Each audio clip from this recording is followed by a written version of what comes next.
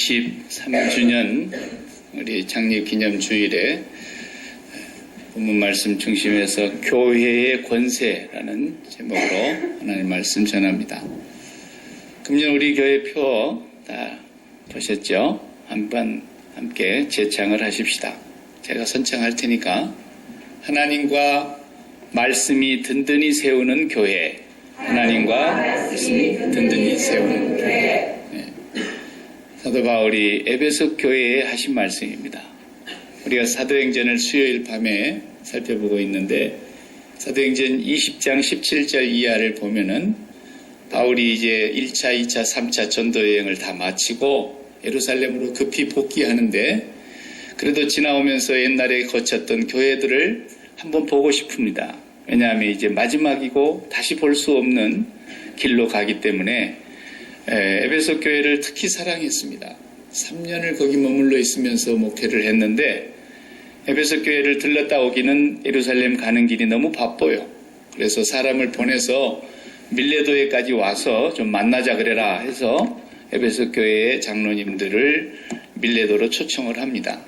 그래서 그 항구 도시인 밀레도에서 잠깐 머물면서 에베소 교회의 그 지도자들을 모아놓고 바울이 지난 3년 동안 거기서 사역을 했던 일들을 상기시키면서 다시 한번 교회를 위해서 기도하고 성도들을 위로하고 격려하고 싶어서 그 메시지를 사도행전 20장 17절 이하에 나오는 그 내용을 우리가 사도행전을 공부할 때 다 보았는데 특별히 그 32절의 말씀이 마음에 참 깊이 와닿았습니다. 32절의 말씀이 오늘 우리 교회 표의 말씀입니다. 사도 바울이 뭐라 그러냐면 장로님들이 이제 내가 예루살렘으로 올라가니까 교회와 다시 만날 수 없으니 교회를 잘 부탁합니다. 이렇게 우리가 보통 사람 같으면 얘기를 하지 않습니까? 그런데 그런 말을 안 해요. 바울이 뭐라고 말씀하냐면 32절에 보면 내가 여러분들을 주님과 그분의 은혜의 말씀께 부탁을 드립니다. 그랬어요. 좀 이상하지 않아요? 네. 교회의 지도자들을 불러놓고 오늘날 같은 목사 장로들을 다 모아놓고 하는 말이 여러분 교회를 잘 지키십시오. 교회를 부탁드립니다. 이래야 되는데 그렇게 말을 안 해요. 하나님과 그 은혜의 말씀께 여러분들을 부탁합니다. 그 은혜의 말씀이 그 하나님이 여러분 가운데서 교회를 든든히 세우실 것이고 여러분들에게 허락하신 그 기업을 누리게 하실 약속의 말씀이 있습니다. 이렇게 얘기를 하는 거예요. 교회는 박 목사가 세우는 것이 아닙니다. 교회는 사람으로 시작된 것이 아닙니다. 교회는 땅에 있지만 하늘의 공동체입니다. 지난주에 말씀드린 대로 이 교회는 세상의 오복을 추구하는 사람들이 모인 곳이 아닙니다. 그런 사람들은 밖에 있습니다. 여기는 하늘의 신령한 복, 하나님께 속한 그 복을 이미 누리고 그 복을 앞으로 참여하기 위해서 세상 영광은 눈에 보이는 잠깐이지만 금방 안개와 같이 사라지는 그런 영광이고 그런 기쁨이고 그런 행복이지만 창세전에 아무도 봐주는 자가 없는 영원 전부터 하나님과 예수 그리스도 안에서 누리시던 그 영화로운 영광, 그 은혜의 영광, 그 자리에 우리를 참여시키기 위하여 주님이 세상에 오셨단 말입니다. 우리를 다시 그 영광의 자리로 이끌어 가시기 위해서 오셨습니다. 그래서 오늘 본문에서는 사도 바울이 그 교회를 말씀께 부탁을 드립니다. 그러시면서 그 말씀 안에서 교회의 권세가 뭔가를 말씀하고 있습니다. 교회가 이 세상 속에 어떤 위치에 있는 공동체인가? 에베소서는 특별히 학자들이 교회론을 강조할 때 많이 사용하는 서신이죠. 교회를 제일 많이 강조하고 있는 서신이에요. 금년에는 에베소서, 그 다음에 빌립보 교회에 보낸 서신 빌립보서, 그 다음에 골로새 교회에 보낸 골로새서, 또 시간이 되면 갈라디아 교회에 보낸 서신까지 주일낮에 전부 보려고 합니다. 바울이 특별히 사랑했던 이 에베소 교회에 여러분들은 하늘의 신령한 복을 이미 받은 사람들인데 그 하늘의 복을 받은 이 땅의 교회라는 공동체는 어떤 위치에 있는 교회인가? 그 교회에게 주신 권세가 무언가? 그것을 오늘 1장 후반부에서 말씀하고 있는 거거든요. 그 20절을 보면은 하나님께서 그 위대하신 하나님의 능력으로 그리스도를 십자가에서 우리 죄값을 치르게 하시고 죽은 자 가운데서 다시 그리스도를 살리시고 그리고 승천하게 하시고 그리고 하나님 보좌 우편에 다시 앉히셔서 그분을 통해서 만물을 그 발 아래 두게 하셨다 그랬어요. 만물을 발 아래 뒀다는 말은 무슨 말이에요? 만물 위에 계시는 분이라는 뜻이죠. 여기서 말하는 만물은 태초 이후에 하나님이 창세기에 창조하신 보이는 세계와 보이지 않는 모든 세계를 다 통틀고 지금의 세계와 앞으로 오는 세계를 다 통틀어서 모든 만물이라 그러는데 그 만물 위에 뭐가 있느냐? 교회가 있다는 거예요. 교회의 위치와 권세가 세상에서 모든 만물 그 위에 있는 거예요. 교회는. 이 한마디 말씀을 통해서도 우리가 분명하게 알고 확인해야 될 것이 뭐냐면 교회는 이 세상과 같이 된다거나 세상을 본받는다거나 세상의 매력을 느낀다거나 세상에 빠져들어간다면 그건 교회가 아니라는 거예요. 교회는 모든 지음을 받은 만물 위에 교회에 그 교회의 머리가 그리스도다. 오늘 마지막 말씀이 그렇지 않습니까? 교회는 그의 몸이니 만물 위에 교회의 머리가 되신 분이에요. 교회의 머리가 되신 그분은 십자가에 죽으시고 그 크신 능력으로 다시 살리셔서 승천하시고 하늘 보좌 우편에 앉으신 예수 그리스도께서는 오늘 또 만물을 발 아래 두시고 계시는 분이고 만물을 발 아래 두신 그분의 몸이 교회라는 거예요.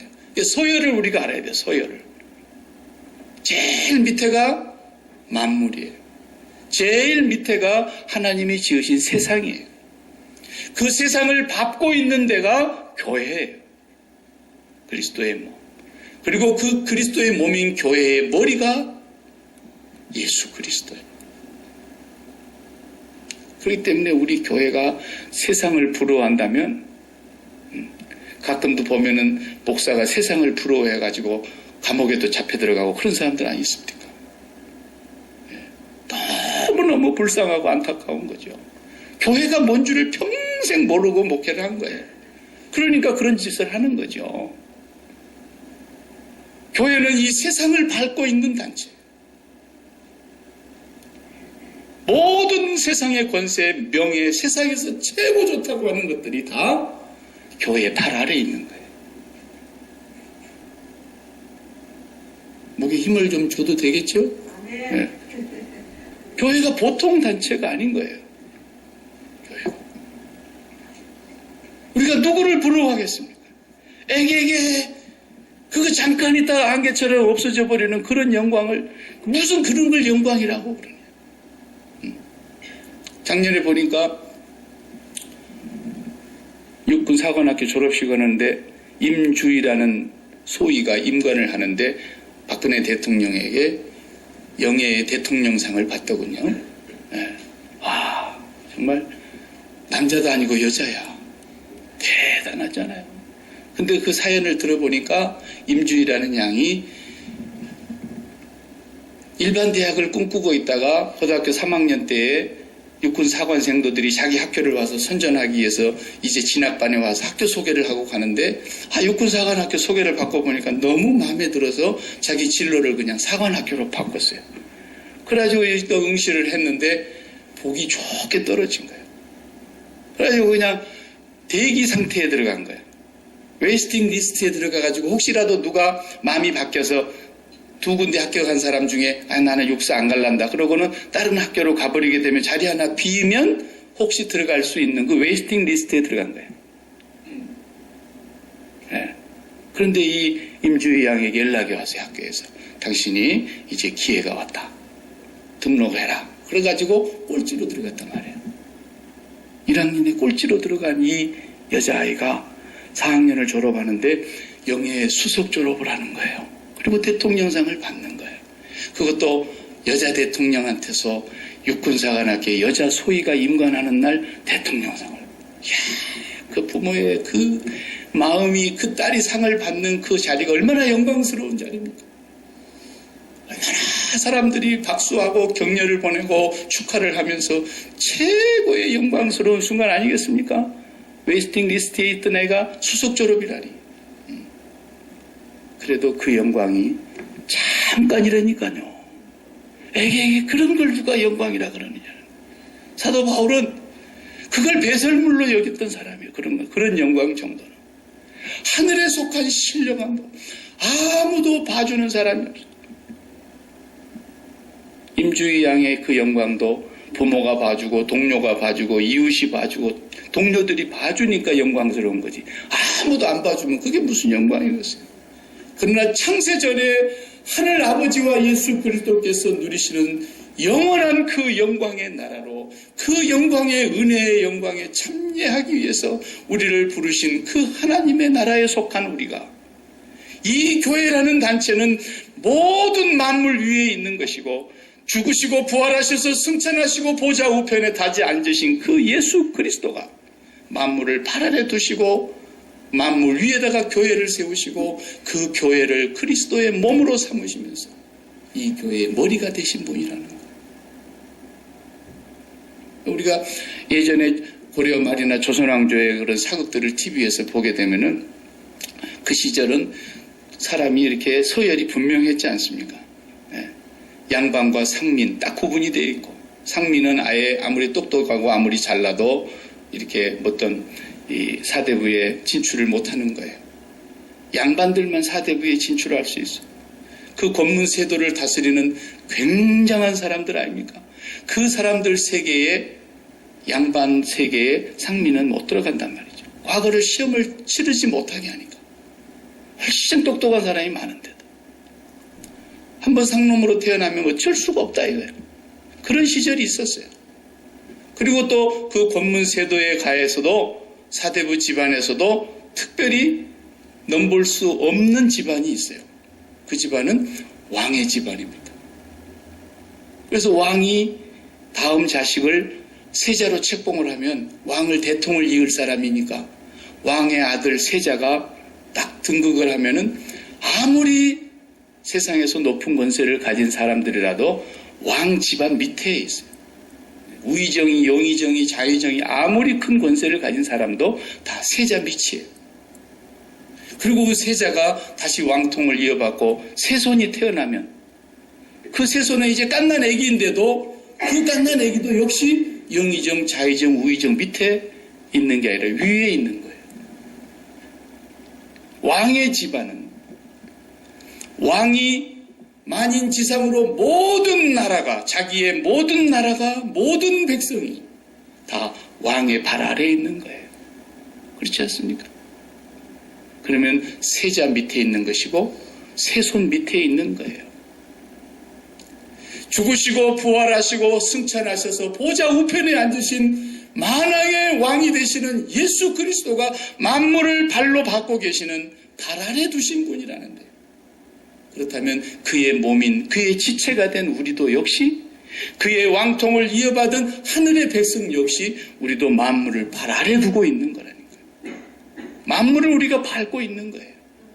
만물 위에 주님이 교회의 머리가 되시고 우리는 그분의 몸이 되는 교회란 말이에요. 이 얼마나 영광스러운 위치인데, 교회가 시시콜콜하게 그냥 세상에 그런 쓰레기만 또 못하고 배설물 같은 그런 영광을 빠져가지고 거기에 푹 빠져서 같이 놀아난다면 그게 뭐예요? 그게 바로 작년에 안타까운 사건처럼 세월호 사건이 나는 거예요.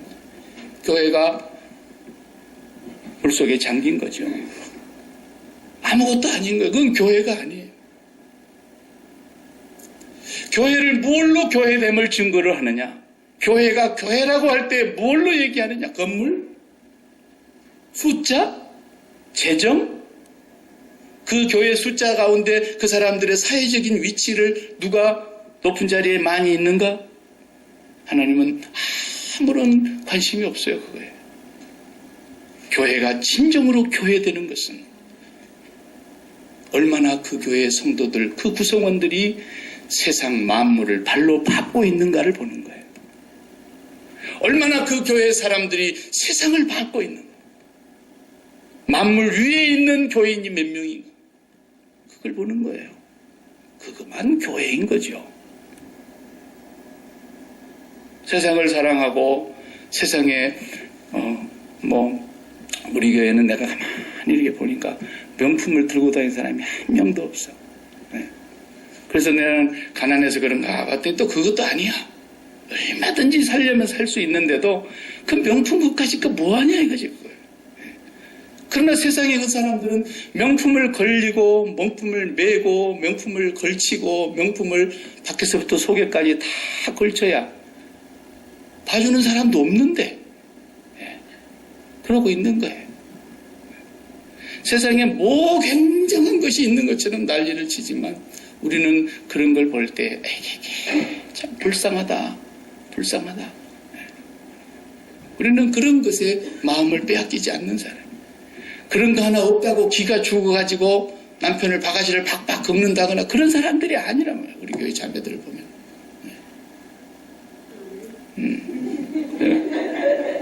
참말이에요. 우리가 이 세상을 바라다 볼 때 모든 만물, 권세가 얼마나 좋습니까, 세상에. 돈이 얼마나 좋습니까, 세상에. 세상에 얼마나, 세상에 내가 보니까 레알 마드리드라고 하는 유럽의 그 축구 그 팀이 하나 있지 않습니까? 거기에 그 호날두라는 선수가 있는데 세계적인 선수예요. 그 조그마한 그 공 하나, 사람 머리통만한 그 공 하나를 굴리고 다니면서 1년에 받는 봉급이 250억이에요. 250억. 예?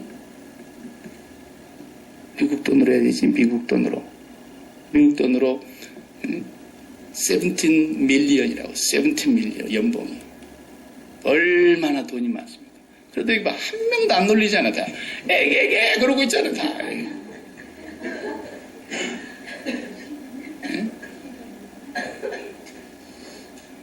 세상의 돈의 권세 대단한 것입니다. 미인의 권세 대단합니다. 얼굴 하나 잘나가지고 CF 한 번만 찍으면 그냥 우리 몇 년 벌어야 될 거 한 번에 벌어버립니다. 너무 얼굴이 이쁘게 생겨가지고 앙탈을 부리면 교통순경도 그냥 지나가게 봐줘버려요. 미인의 권세, 세상의 명예의 권세, 세상의 쾌락, 이런 것들을 다 얼마나 세상은 좋아합니까? 어떤 분은 평생 형설의 공을 쌓아가지고 박사학위 받았는데 축하한다고 한 통 내라 그러니까 사람들을 다 데리고 밥 먹여가지고 2차는 또 카지노에 뭐야? 나이트 클럽 가가지고 막 밤새도록 술 마시고 퍼 마시고 춤추고 막 그러더라는 거예요. 그래서 그 교수님 중에 장로님이 한 분 계셨는데 도저히 못 있겠더래. 그래서 자기가 그냥 다 계산하고 나와버렸대. 박사학위 받은 사람이 내야 되는데 자기가 다 계산하고 나왔대. 너무 일찍 나가는 게 미안해서. 그리고 다음날 아침에 너무너무 미안하다고 내가 급한 연락이 있어 왔는데 내가 그냥 깜빡 잊어가지고 내가 그냥 나왔다고 미안하다고 그랬더니 그런데 그 박사학위를 받은 사람들이 그게 하는 짓이 뭐냐.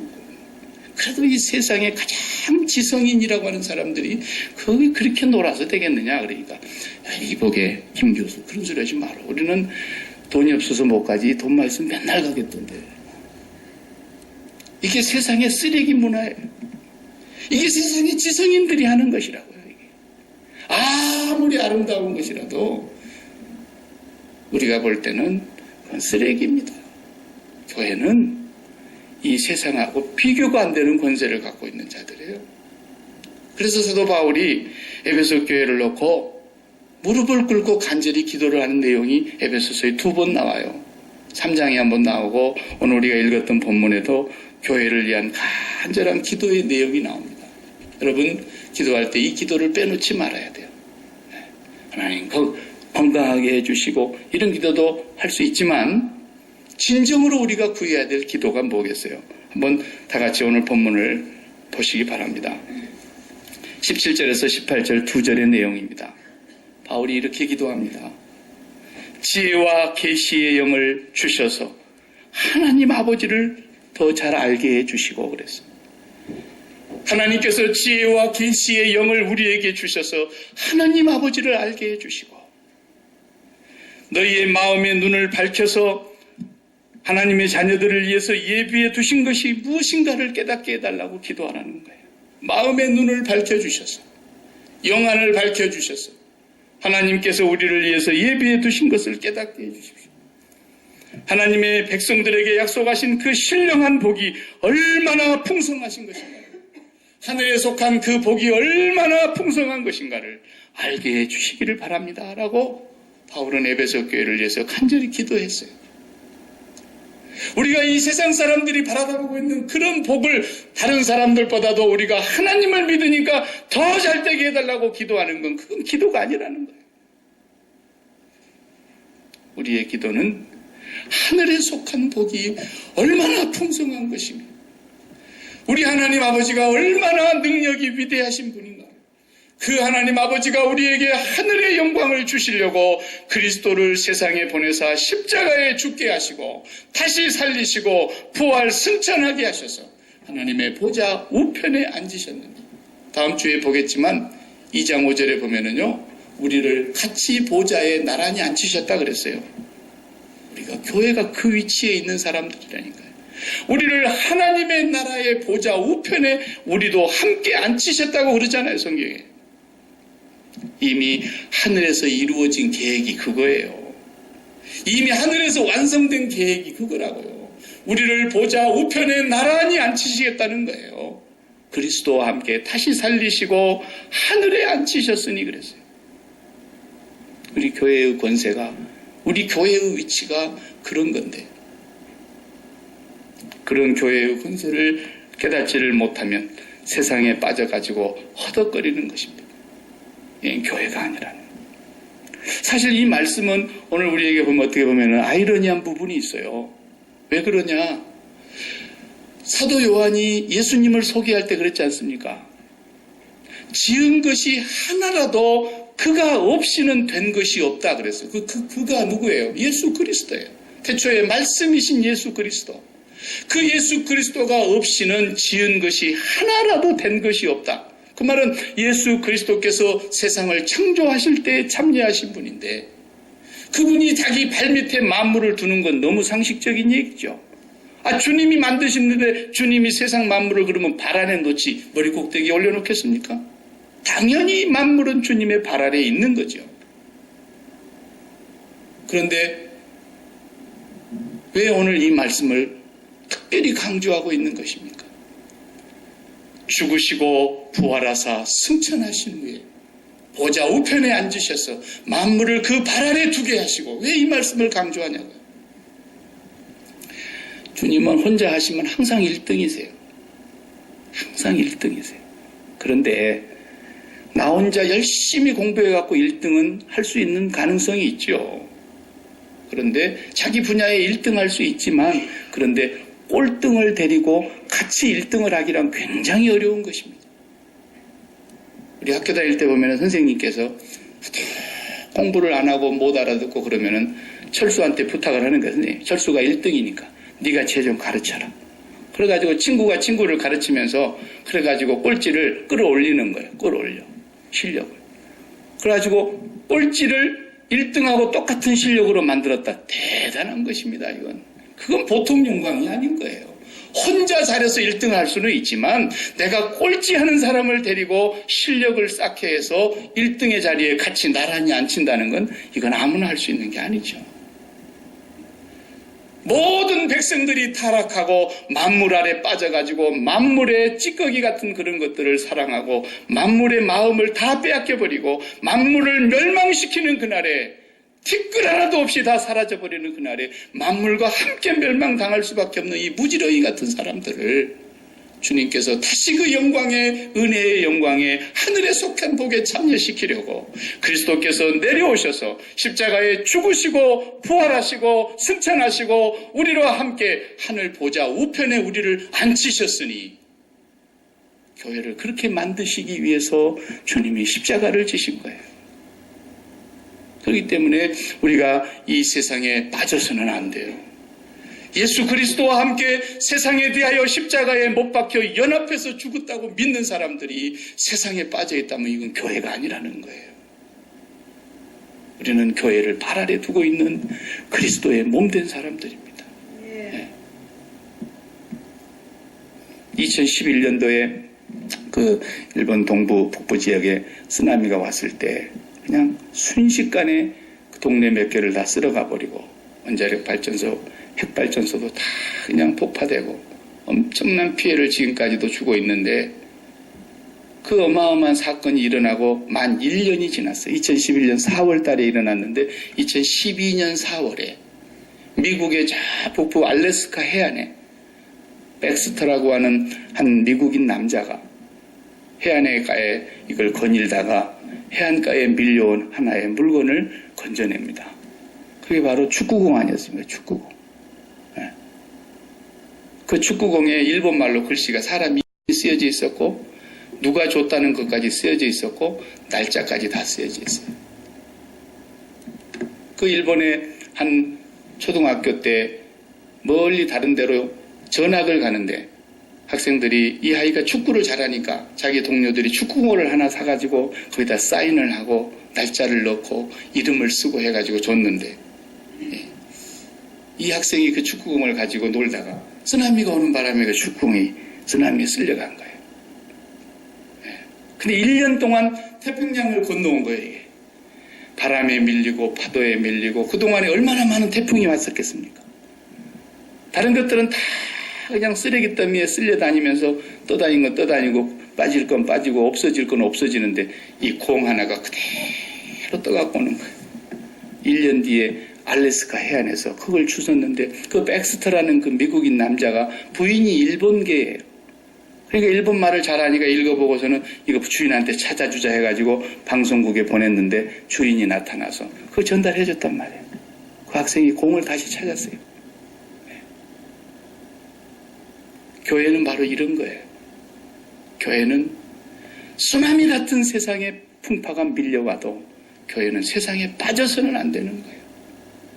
그 공 하나가 태평양 바다를 탁 이렇게 밟고 서 있는 거예요. 왜? 그 안에 공기가 빵빵하게 들어있으니까. 그래서 우리에게 지혜와 계시의 영을 주사 우리를 성령의 바람으로 빵빵하게 채워서 이 세상이 아무리 요동을 쳐도 이 세상에 그 어떤 것이 우리를 유혹해도 내 몸에 내가 그리스도의 흔적을 가졌노라. 이제부터서는 아무도 나를 괴롭게 하지 말라. 내가 그리스도와 함께 십자가에 못 박혔나니 세상이 나에 대하여 죽었고 나도 세상에 대하여 죽었느니라.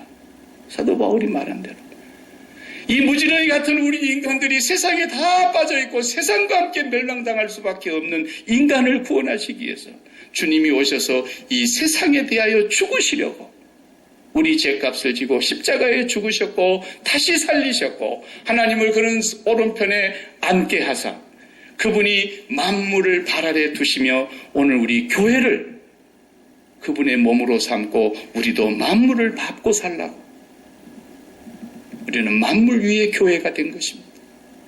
교회의 위치를 바로 알으셔야 돼요. 우리 신분이 그런 거예요. 우리가 교회가 세상을 조금이라도 부러워하고 빠진다면 우리는 주님을 십자가에 못 박고 죽으신 그 죽음을 욕되게 하는 것입니다. 내가 그리스도와 함께 연합하여 십자가에 죽지 못해서 일어난 일이 되는 거예요. 그리스도와 함께 이 세상에 대하여 함께 죽는 사람, 그 죽음을 나의 죽음으로 믿고 받아들이는 사람, 그리스도의 죽음이 나의 죽음으로 아이덴티파이 된 사람, 그 사람만이 성령의 바람이 빵빵하게 채워져서 마치 그 축구공이 태평양을 지나오는 동안에 태평양을 밟고 지나오는 거죠. 우리가 세상을 발 아래 두고 사는 사람이 될 수 있다는 것입니다. 그래서 사도 바울이 기도하는 거예요. 하나님, 에베소 교회 모든 성도들이 지혜와 계시의 영을 받아서 그 하나님 아버지를 더 알게 해주시고, 그리고 그 모든 성도들의 마음의 눈을 밝혀주셔서 하나님의 백성들에게 약속된 그 기업의 풍성함이 얼마나 큰 것인가를 알게 해주시기를 바랍니다. 이렇게 기도한 거예요. 우리가 그 기도해 드려야 되지 않겠습니까? 우리가 그래서 이 세상의 어떤 것을 보아도 사도 바울이 보았던 그 눈으로 마음의 눈이 열려서 보니까 이 세상은 다 자랑하는 것들이 육신의 정욕, 안목의 정욕, 이생의 자랑거리, 이 모든 것들이 다 세상의 배설물 같은 것이었다는 것을 우리가 말할 수 있어요. 그게 교회인 것입니다. 이 믿음에서 벗어나면 우리 교회는 세월호처럼 물속에 잠기게 됩니다. 세상을 구원하기는커녕 세상에 우리가 근심 걱정거리가 되고 세상의 조롱거리가 되고 맛을 잃은 소금처럼 다 뿌리워 사람들에게 밟힐 뿐이라는 것입니다. 오늘 교회가 왜 힘을 잃어가고 있느냐?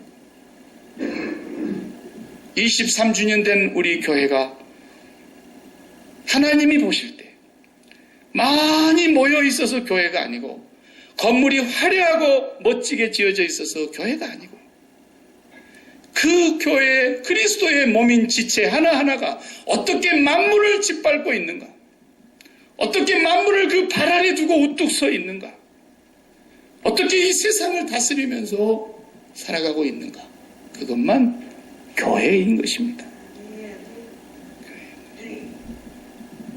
주님은 이 세상을 마지막 심판하실 때 미국이 옛날에 아프가니스탄 공격하고 또 이라크가 쿠웨이트를 점령해가지고 후세인 정부를 공격하고 그럴 때 최후의 통첩의 시간을 주지 않습니까? 그 나라에 속하지 아니한 세계 모든 열방 나라의 상사 주재원들, 대사관 직원들, 관광객들 모든 사람들은 다 빠져나가십시오. 몇 월 며칠까지. 최후의 통첩을 하는 거예요. 그리고 자국민까지 다 뽑아낸 뒤에 모두 다 안전한 곳으로 피한 뒤에 거기를 완전히 그냥 융단 폭격을 해서 쑥밭을 만들어 버리는 거예요. 하나님은 이 세상을 그렇게 마지막 때에 심판하실 날이 오고 있습니다. 그러기 전에 주님이 최후의 통첩으로 자국민을 철수시키는 것이 바로 교회라는 거예요. 그 자국민을 철수시키는 것이 바로 구원의 사건이라는 거예요. 누가 거기서 철수될 수 있습니까? 누가 그 세상에서 빠져나올 수 있습니까? 세상에 대하여 죽은 사람만 빠져나온 겁니다. 세상에 대하여 십자가에 못 박힌 사람만 철수가 되는 것입니다. 그래서 우리가 죽었을 때 세상 떠났다 그렇게 말하는 거 아닙니까? 누가 이 땅에 살아있으면서도 세상을 철수할 수 있느냐? 마음이 세상에서 죽은 사람, 세상에 대하여 십자가에 못 박힌 사람, 그리스도와 함께 십자가에 죽은 그 죽음이 나의 죽음인 걸 날마다 고백하는 사람, 그 사람 속에 지혜와 계시의 영을 부어주시고 마음의 눈을 열어주셔서 그분으로 하여금 이제는 만물을 발 아래 두고 살게 하시고 만물을 구원하는 하나님의 백성이 되게 하신다는 것입니다. 우리 교회가 23살 정도 됐으면 그 경지에 가야 되는 거예요. 이제. 그게 교회인 거예요. 바로 그 교회만이 살아계신 하나님의 진리의 기둥의 터전이 될 것이고 그 교회를 누가 세우느냐? 주님과 그 은혜의 말씀이 이 교회를 든든히 세울 것이라고 사도 바울은 에베소 교회를 향해서 부탁했던 것입니다. 기도하십시다.